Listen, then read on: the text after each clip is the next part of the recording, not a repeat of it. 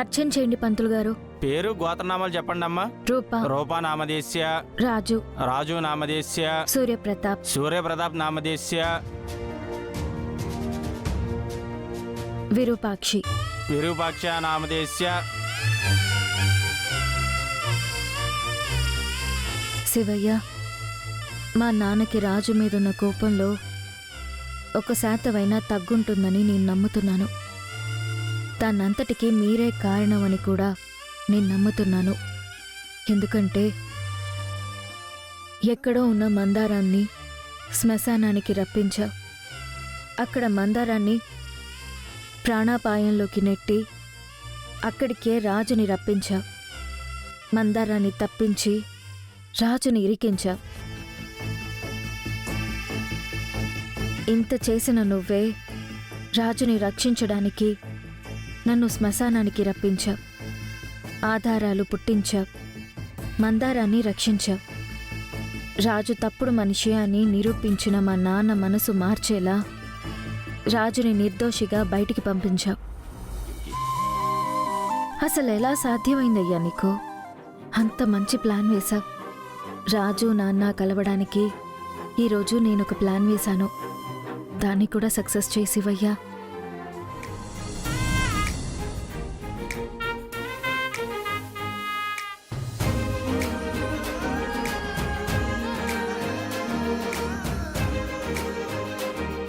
నువ్వెప్పుడొచ్చావు రాజు? నాకు దండం పెడుతున్నావేంటి? నా పేరుని మీ ఫ్యామిలీతో కలిపి చెప్పినప్పుడే వచ్చాను అమ్మాయి గారు. ఈ దండమేంటి రాజు? నా కోసం, నా క్షేమం కోసం ఆ దేవుడికి మీరు దండం పెట్టుకుంటున్నారు. నేను నా దేవతకు పెట్టుకుంటున్నాను.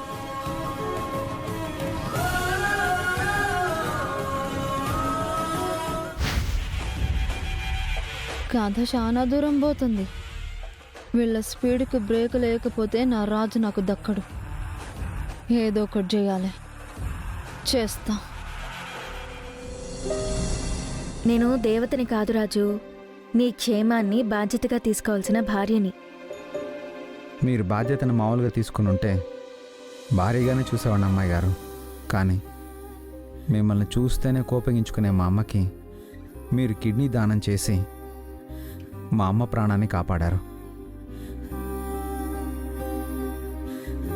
2-3 నెలలైనా రెస్ట్ తీసుకోవాల్సిన మీరు ఒక్కరోజు కూడా రెస్ట్ తీసుకోకుండా నా కోసం మీతో మీరు ఒక యుద్ధమే చేస్తున్నారు.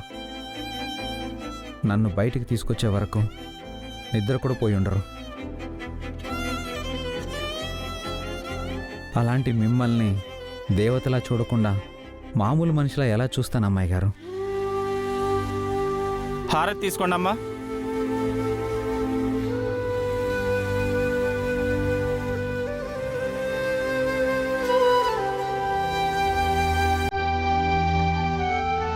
రాజు, నాకు బొట్టు పెట్టు.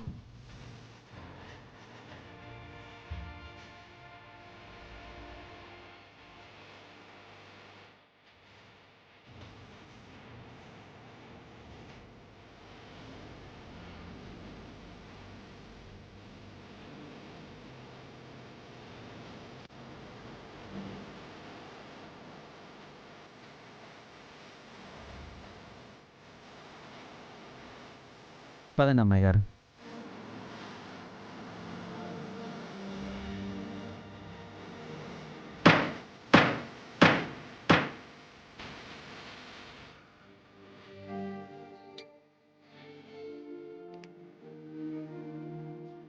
రాజు, చాలా రోజుల తర్వాత నీ విషయంలో నాన్నలో చిన్న పాజిటివ్ వైబ్ చూశాను. అత్తయ్యలో నా మీద చిన్న పాజిటివ్ వైబ్ చూశాను. ఈ పాజిటివ్ వైబ్ ఇలా ఉన్నప్పుడే మనం వాళ్ళకి దగ్గర అవ్వడానికి ట్రై చేయాలి. అవునమ్మాయి గారు. అమ్మ తనకి కిడ్నీ ఇచ్చింది రేణుక అనుకుంటుంది. ఆ కిడ్నీ ఇచ్చింది మీరే అని తెలిస్తే అమ్మ మిమ్మల్ని యాక్సెప్ట్ చేస్తుందనే నమ్మకం నాకుంది. కానీ పెద్దయ్య గారికి నేను ఎలా దగ్గర అవ్వాలో తెలియడం లేదు. రాజు, అన్నిటికీ ఆ శివయ్య దారి చూపిస్తాడు. అందుకే ఈ శివయ్య సన్నిధిలోనే నాన్నని నిన్ను కలపడానికి ప్లాన్ చేశాను. ప్లాన్ ఏంటి అమ్మాయి గారు? నైట్ చెప్పాను కదా రాజు, ఈరోజు ఫాదర్స్ డే అని. నాన్నని ఇక్కడికి తీసుకురమ్మని బాబాయ్కి చెప్పాను. నాన్న వస్తారు. అప్పుడు నువ్వెలాగో అలాగా నాన్నని కన్విన్స్ చేయడానికి ప్రయత్నించు. తప్పకుండా అమ్మాయి గారు. కానీ పెద్దయ్య గారు నన్ను యాక్సెప్ట్ చేస్తారా? నీ ప్రయత్నం నువ్వు చేయి రాజు, మిగిలింది ఆ దేవుడు చూసుకుంటాడు. మీకు మీరు ప్లాన్లు వేసుకుని బాలే స్క్రీన్ ప్లే రాసుకుంటుండ్రు, కానీ మీ స్క్రీన్ ప్లేలో ట్విస్ట్లు ఏం కనిపిస్తలేవు. ఆ ట్విస్ట్ నేనిస్తా. అమ్మాయి గారు, పెద్దయ్య గారితో ఫేస్ టు ఫేస్ మాట్లాడి చాలా కాలం అయింది. ఆయన వచ్చేలోపు మీరే పెద్దయ్య గారు అనుకుని ఒకసారి మాట్లాడే ప్రయత్నం చేస్తాను. సరే రాజు.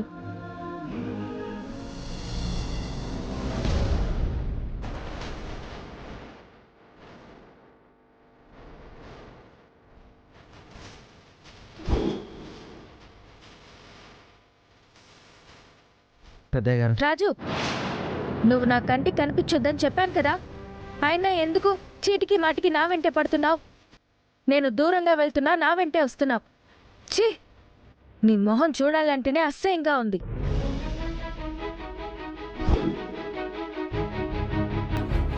నన్ను క్షమించండి పెద్దయ్య, మీ కాళ్ళు పట్టుకుంటాను.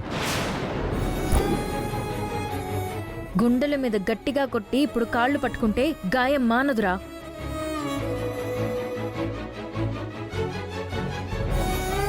పెద్దయ్య, ఆ గాయం మానాలంటే నేనేం చేయాలో చెప్పండి. ఈ జన్మలో నాకు నీ మొహం చూపించుకో, అదే నేను నీకు వేసే శిక్ష.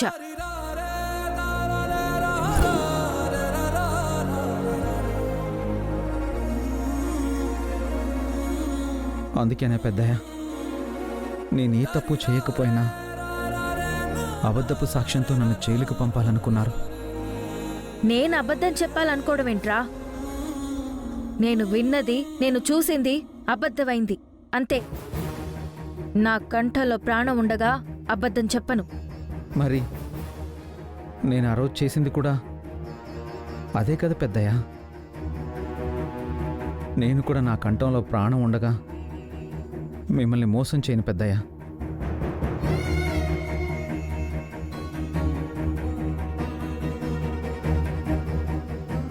పరిస్థితులు ఎప్పుడు అబద్ధం చెప్పని మీ చేత ఎలా అబద్ధం చెప్పించాయో నా చేత కూడా అంతే నిజాన్ని దాచేలా చేశాయి పెద్దయ్య.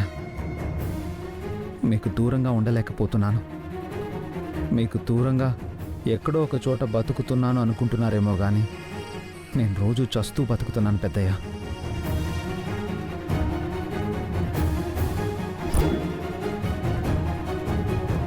ఇప్పటికీ అమ్మాయి గారికి అంటే మీరంటేనే ఇష్టం పెద్దయ్య. మీరు అంటే చాలు, మళ్ళీ వచ్చి మీ దగ్గర పిఏగా పనిచేసుకుంటాను. కాదనకండి పెద్దయ్య.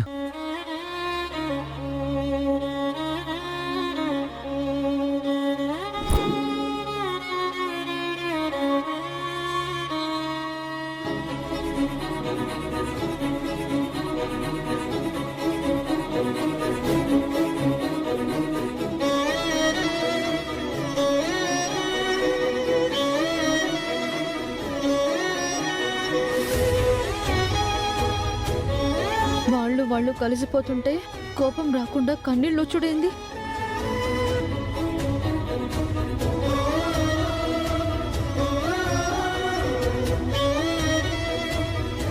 ఇలా చేస్తే సరిపోతుందా అమ్మాయి గారు?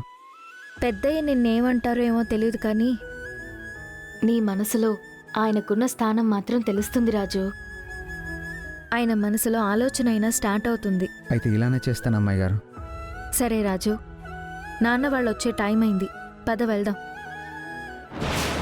ఆ టైం కూడా ఇప్పుడే స్టార్ట్ అయింది.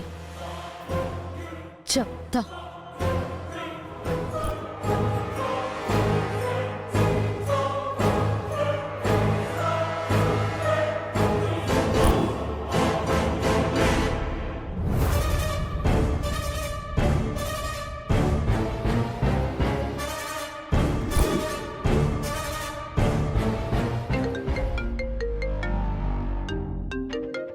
రేణుక నాకు ఫోన్ చేస్తుందేంటి?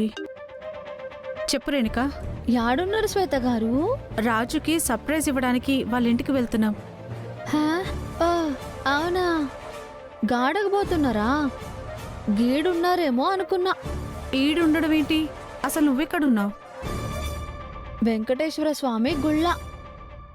నేను గుడికొచ్చేసరికి రాజు ఇడ కనిపించిండు.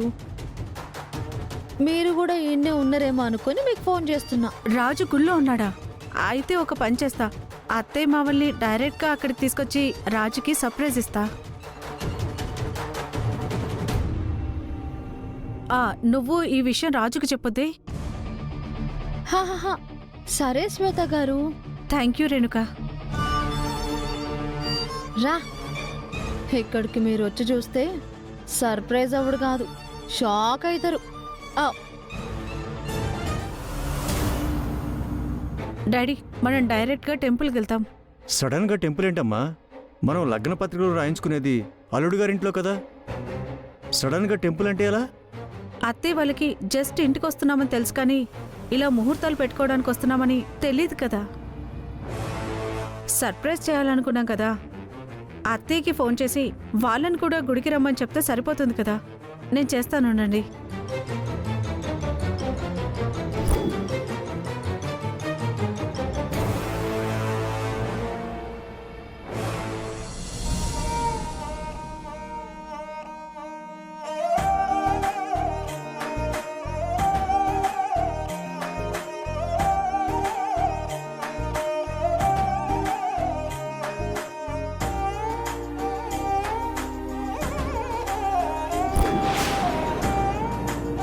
త్వరగా రెడీ చేయాలి రాజు. నాన్న వాళ్ళు బయలుదేరి ఉంటారు. అయిపోతుంది అమ్మాయి గారు.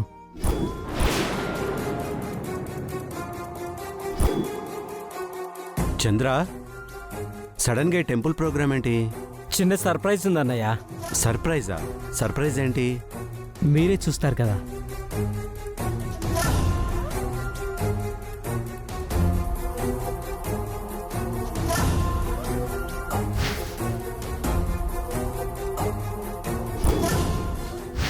ముత్యాలు, మనం ఎక్కడికి వెళ్తున్నాం?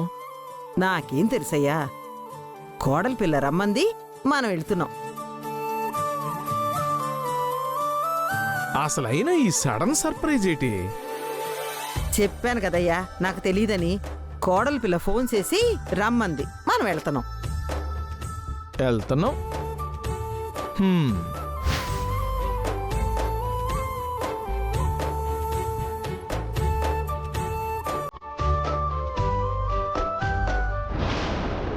మీరు చేస్తున్న ఈ డెకరేషన్ మరి కాసేపట్లో దుమారం రేపబోతోంది.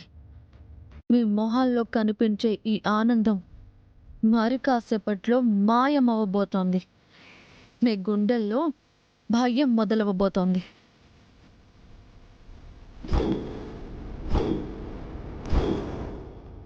రాజుని పెద్దయ్యని కలవనీయకుండా అత్తయ్య చూసుకుంటుంది.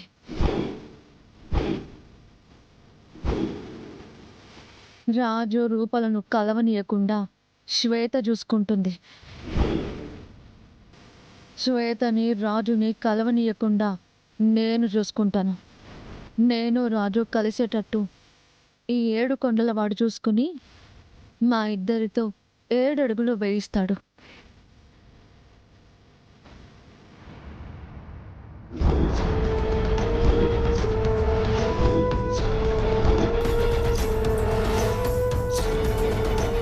చాలా బాగుంది రాజు.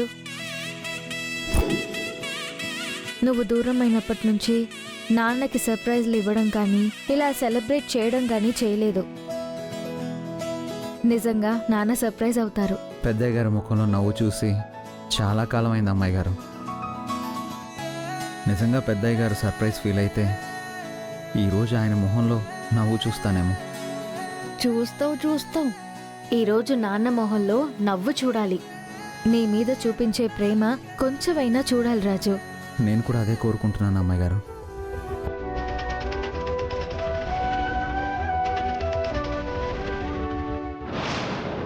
అదిగో నాన్న వాళ్ళు వచ్చేసారు. నువ్వు అటెళ్ళి దాక్కో.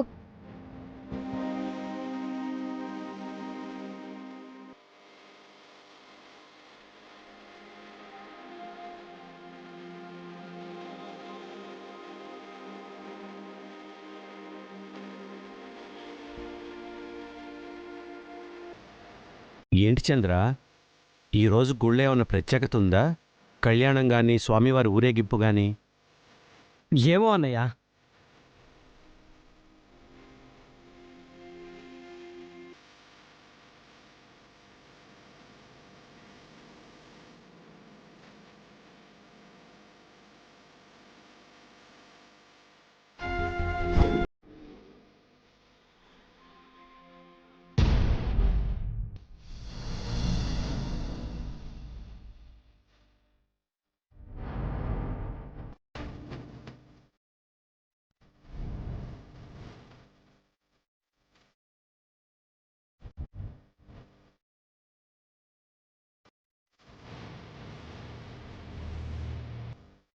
హ్యాపీ ఫాదర్స్ డే నాన్న.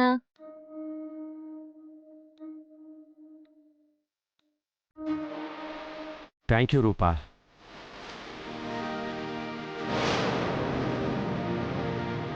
అయినా ఏంటమ్మా ఇదంతా? ఎప్పుడు ప్లాన్ చేసావు? ఉదయాన్నే వచ్చి ప్లాన్ చేసింది అన్నయ్య. మిమ్మల్ని సర్ప్రైజ్ చేయాలని నేను కూడా మీతో చెప్పలేదు.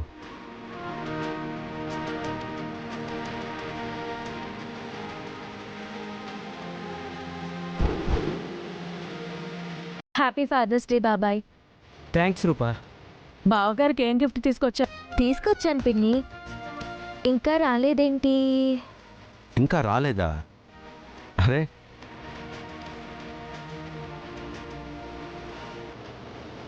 నీకన్నా పెద్ద గిఫ్ట్ ఏముంటుందమ్మా?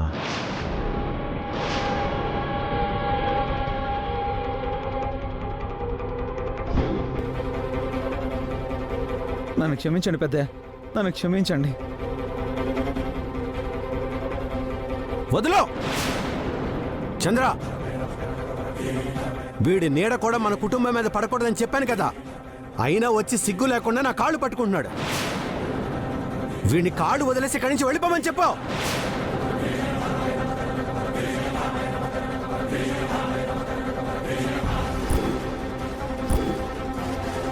పెద్దయ్య, నేను ఏదైనా తప్పు చేసుంటే నన్ను క్షమించండి.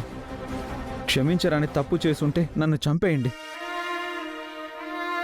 కానీ మీకు దూరంగా మాత్రం ఉండేలా శిక్షించకండి. చంద్ర, రాజు, అన్నయ్య చెప్తున్నారు కదా, వదిలిపెట్టు. చిన్నయ్య గారు, నేను అన్నీ ఆలోచించే డిసైడ్ అయ్యి వచ్చాను. ఈరోజు పెద్దయ్య గారిని వదిలే ప్రసక్తే లేదు. ఏయ్, అలా వదలాలంటే మీరే పెద్దయ్య గారికి చెప్పండి నన్ను క్షమించమని. పెద్దయ్య మన్నించాడంటే రాజు రూపకు సొంతం అవ్వడం ఖాయం. వీళ్ళేంది ఇంకా రాలేదు?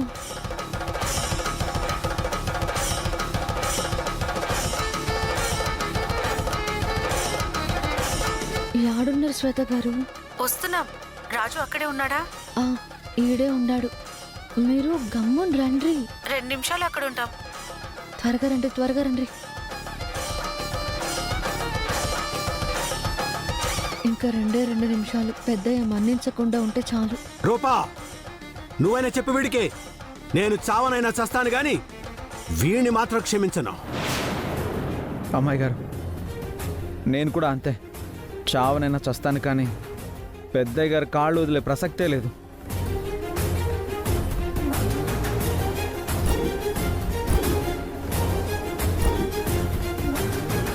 అన్నయ్య, మీ గురించి నాకు బాగా తెలుసు. ఒకసారి నిర్ణయం తీసుకుంటే మీరు వెనకడుగు వేయరు. కానీ ఇలా రాజు విషయంలో మాత్రం ఎప్పుడూ ఇలా ఉండలేదు. చంద్ర,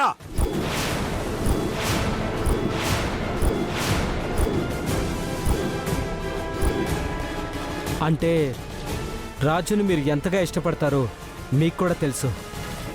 రాజు లేనితే పొద్దు గడిచేదే కాదు. ఎక్కడికి వెళ్ళినా రే రాజు అది చూడు, రే రాజు ఇది చూడు, అక్కడికెళ్ళాలి ఇక్కడికెళ్ళాలి అంటూ ఇంట్లో అందరికంటే ఎక్కువ రాజు పేరు మీరే తలిచేవారు.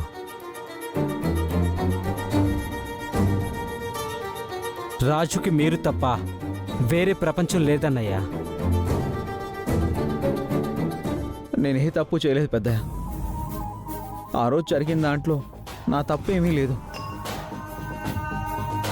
అమ్మాయి గారి పెళ్ళప్పుడు ఎలా అయినా ఆ గౌతమ్ నుంచి ఆ అమ్మాయి గారిని తప్పించాలి అనుకున్నాను. అది కూడా మీ గురించి ఆలోచించే చేశాను పెద్దయ్య. మీరు బాగుండాలంటే ఏం చేయడానికైనా వెనకాడని నేను ఆ రోజు అమ్మాయి గారి మెడలో తాళి కట్టడానికి కూడా వెనకాడలేదు.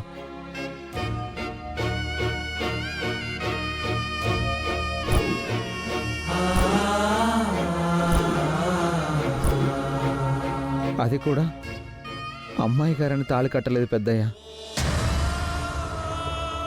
మా పెద్దయ్య గారి కూతురు జీవితం బాగుండాలంటే గౌతమ్తో పెళ్ళి ఆగిపోవాలి. అలా ఆగిపోవాలంటే అదే సరైన పని అనిపించి కట్టానే తప్ప మరో ఆలోచన లేదు పెద్దయ్య.